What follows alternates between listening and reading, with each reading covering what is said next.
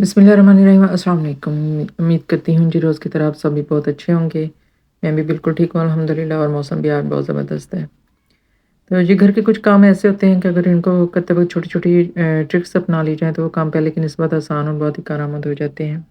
तो आज भी मैं कुछ ऐसी टिप्स और ट्रिक्स लेकर आई हूँ कि जिसका इस्तेमाल करके हम रोज़ के झंझट वाले जो काम हैं वो मिनटों में और बड़ी आसानी से कर सकते हैं। तो वीडियो शुरू करते हैं, और अगर रोज़ की तरह मेरी वीडियो पसंद आए तो लाइक ज़रूर कीजिएगा और अपने हल्का अहबाब में भी शेयर कीजिएगा, और अगर चैनल पर नए आए हैं तो सब्सक्राइब करना बिल्कुल भी ना भूलिएगा। तो चलिए बढ़ते हैं हम आज की पहली यूज़फुल टिप की तरफ। तो पहली टिप मेरी मौसम की मुनासबत से जी, इस मौसम में बारिश जब हो रही हो तो चाय पीने का किसका दिल नहीं करता है। तो यहाँ पे मैं बनाने लगी थी चाय, और चाय भी जब हो ज़बरदस्त किस्म की कड़क चाय। तो कड़क चाय कैसे बनाई जाती है, मैंने एक दफ़ा पहले भी चाय बनाने का तरीका बताया था कि आप किस तरह से कड़क चाय जो है ना बना सकते हैं, मज़े की चाय बना सकते हैं। तो ख़ैर आज मैं एक और नए तरीके से आपको बता रही हूँ कि आप अपनी चाय को का टेस्ट किस तरह से अच्छा कर सकते हैं। तो यहाँ पे मैंने चाय के लिए दूध ले लिया, और मैं डायरेक्ट दूध से ही चाय बनाती हूँ, क्योंकि दूध में पानी वाली चाय मैं इसलिए नहीं बनाती हूँ क्योंकि दूध में पानी डालने वाला काम जो होता है ना वो शॉपकीपर ऑलरेडी कर चुके होते हैं। खैर जी, यहाँ पे मैंने दूध ले लिया और दूध के अंदर मैंने पत्ती डाल दी। जैसे ही दूध को बॉयल आया था उस पे मैंने पत्ती ऐड कर दी। और अगर तो आप चीनी की बजाय गुड़ का इस्तेमाल करें चाय में तो उससे उसका टेस्ट बहुत ही अच्छा आता है। तो मैंने खैर यहाँ पे गुड़ का इस्तेमाल किया है। गुड़ वाली चाय ज़्यादा मज़े की बनती है, क्रीमी बनती है और बड़ी गाढ़ी चाय बनती है। जो गाढ़ी चाय पीना पसंद करते हैं उनके लिए गुड़ वाली चाय बहुत ही ज़बरदस्त रहती है। अब चाय के टेस्ट को हम किस तरह से डबल कर सकते हैं, अच्छा कर सकते हैं। तो यहाँ पे मैंने एक चुटकी कह लें कि यहाँ पे मैंने कॉफ़ी ऐड की है। इससे क्या होगा कि चाय का टेस्ट जो है ना वो दुबाला हो जाता है, बहुत ही ज़बरदस्त किस्म का टेस्ट है इसका हो जाता है। तो जो और अगर आप चाय पीने के शौकीन हैं और कड़क और मज़ेदार चाय पीना चाहते हैं तो आप भी इसी तरह से चाय बनाकर ज़रूर पीजिएगा।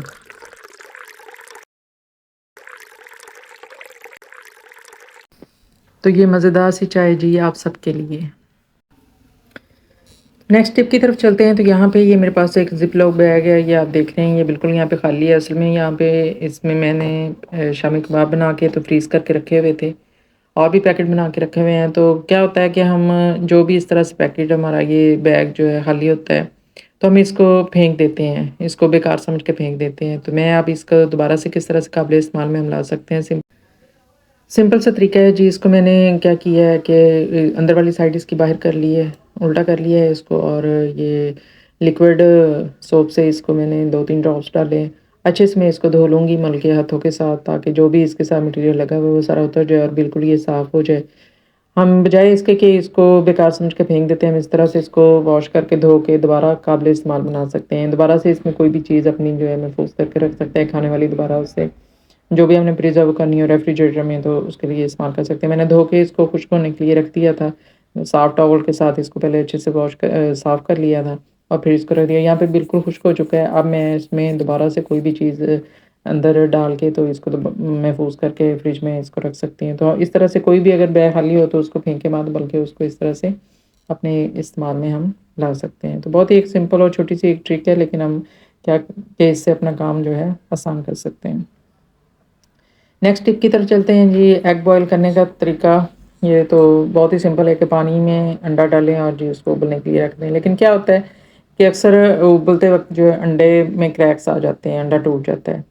और उसके लिए कि उसको क्रैक होने से बचाने के लिए, टूटने से बचाने के लिए, जब भी अंडा बॉयल करने लगे तो पानी के अंदर थोड़ा-सा जो है ना 2-3 ड्रॉप्स इसमें ऑयल के डालने हैं। यहाँ पे मेरे से ज़्यादा ऑयल डल गया क्योंकि मैंने एक हाथ में मोबाइल पकड़ा हुआ था, और जब उसको मैं डाल रही थी ना तो थोड़ा ज़्यादा डल गया। खैर जी, इसमें बस 2-3 ड्रॉप्स डालने हैं और अंडे को बॉयल कर लेना है।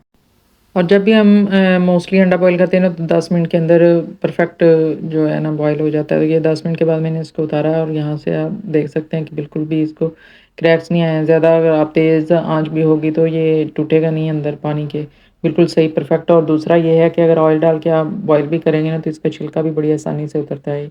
इसको हल्का सा यूँ हाथों से मलने से ये बिल्कुल ईज़िली जो है इसको हम छील सकते हैं। नेक्स्ट टिप की तरफ आते हैं जी। तो यहाँ मैं आपको बताने वाली हूँ कि कपड़ों को जो है ना हम इस्त्री कैसे कर सकते हैं कि जब बिजली की ज़रूरत भी नहीं पड़ेगी उसमें, और ना ही इस्त्री की ज़रूरत पड़ेगी, और हमारा काम भी हो जाएगा। कई बार ऐसा होता है कि हमारे घर पे इस्त्री ख़राब हो जाती है या लाइट की प्रॉब्लम हो जाती है और हमें कपड़े प्रेस करने पड़ जाते हैं। तो बिना बिजली के और बिना आयरन के कपड़ों को कैसे प्रेस कर सकते हैं, इसके लिए मैंने यहाँ पे एक پہلے تو کپڑا بچھایا ہے، کوئی کھیس وغیرہ بچھا لیں، اور یہ ایک میں نے شرٹ لے لی ہے جس کو میں نے پریس کرنا ہے۔ آپ دیکھ رہے ہیں کہ اس پہ بہت ساری سلوٹیں جو ہیں پڑی ہوئی ہیں، تو بہت ہی سمپل طریقہ ہے، موسٹلی لوگ میں بھی کہ اس کو جانتے بھی ہوں گے۔ تو یہاں پہ کیا کرنا ہے کہ بنا بجلی اور بنا استری کے ہم کپڑے پریس کرنے والے ہیں، تو ان دونوں چیزوں کا استعمال تو یہاں پہ ہوگا نہیں، تو یہاں پہ استعمال ہوگا آگ کا، اور اس کے ساتھ استعمال ہوگا جی ایک ساس پین کا۔ آپ ساس پین لے لیں، آپ فرائنگ پین لے لیں، جو بھی آپ کو مطلب ایزی لگے، تو اس کو آگ کے اوپر رکھ کے اس طرح سے خالی کو آپ نے گرم کر لینا ہے، اور گرم کرنے کے بعد پہلے آپ نے ٹیسٹ کر لینا ہے کہ اس کے اوپر کہ وہ زیادہ گرم نہ ہو، تو اس کو اس طرح سے کپڑے کے اوپر پھیرتے جائیں تو وہ ایزیلی ساری سلوٹیں جو ہے دور ہو جاتی ہیں، اور بہت ہی اچھے سے پریس ہوتا ہے۔ آپ اس ساس پین کے اندر پانی بھی ڈال سکتے ہیں، لیکن وہ یہ ہوتا ہے کہ آگے پیچھے کرنے سے پانی گرنے کا بھی خدشہ ہوتا ہے۔ پانی گرم ہو تو اس سے یہ ہوتا ہے کہ بار بار اس کے اوپر رکھنا نہیں پڑتا، اور اگر پانی نہ رکھیں تو آپ اس کے اندر ریت ڈال سکتے ہیں، ریت کو اچھے سے گرم کر لیں تو وہ بالکل ہی آپ کی استری والا کام کرے گی، بار بار اس کو چولہے پہ رکھ کے گرم بھی نہیں کرنا پڑے گا، کیونکہ ریت دیر تک جو ہے وہ گرم رہتی ہے۔